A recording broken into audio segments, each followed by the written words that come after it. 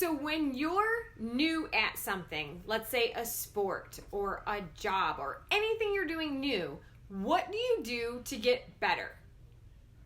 You practice, right? You continually practice, learn new things about what it is that you're doing to get better and to grow. However, when you're better, do you stop? No, you keep trying to improve your skills, right? You're trying to get better, you're trying to improve, you're trying to grow. You're always trying to grow and learn. However, what happens when you become an adult?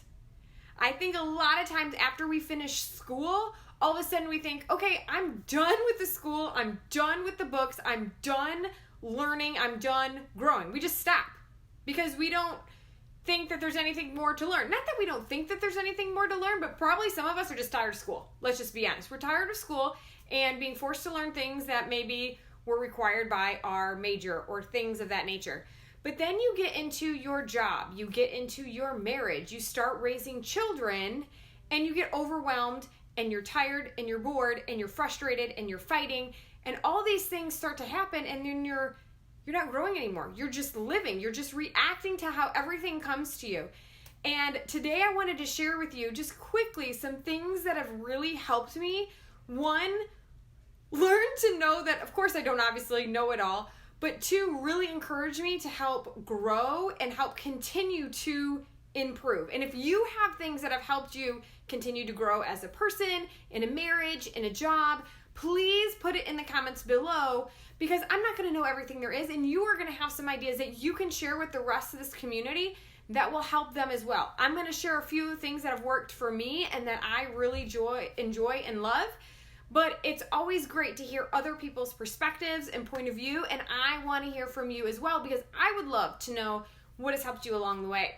So the first thing is personal development, which was something that I thought was like crazy and for people who needed help. I think the first step of thinking that you don't need help is that you do need help.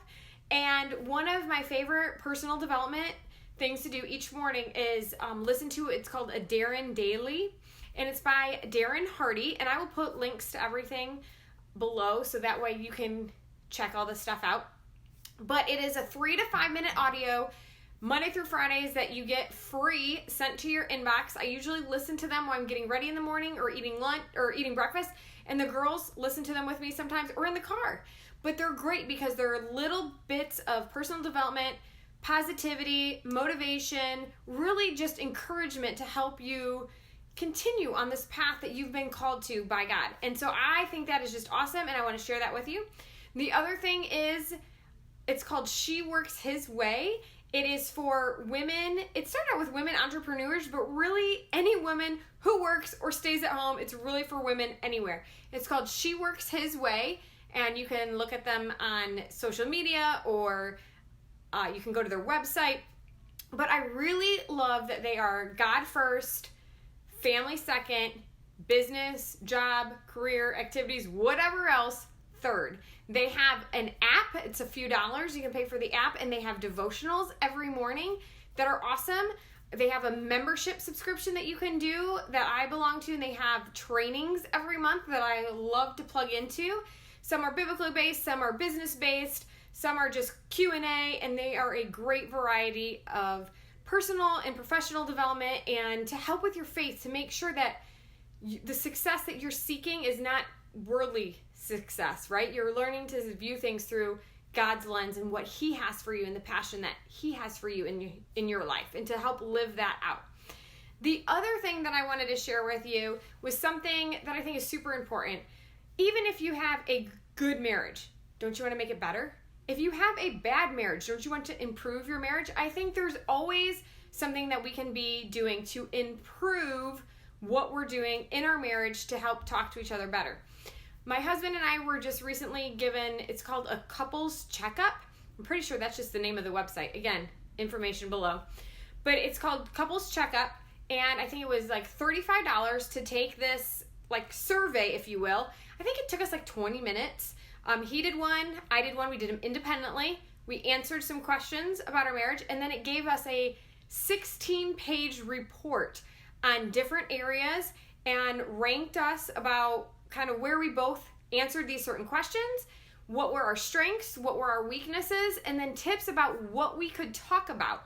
Then at the end of the survey, it also asked some questions about your personality, and it compared your personalities to know if one of you is an extrovert and one of you is an introvert. It gave you ideas on how to relate to each other and how to help understand each other, having different personalities. And that is amazing. That has helped us tremendously once we learned our different personality styles. So if you've not done that yet, make sure you do that as well. That'll help.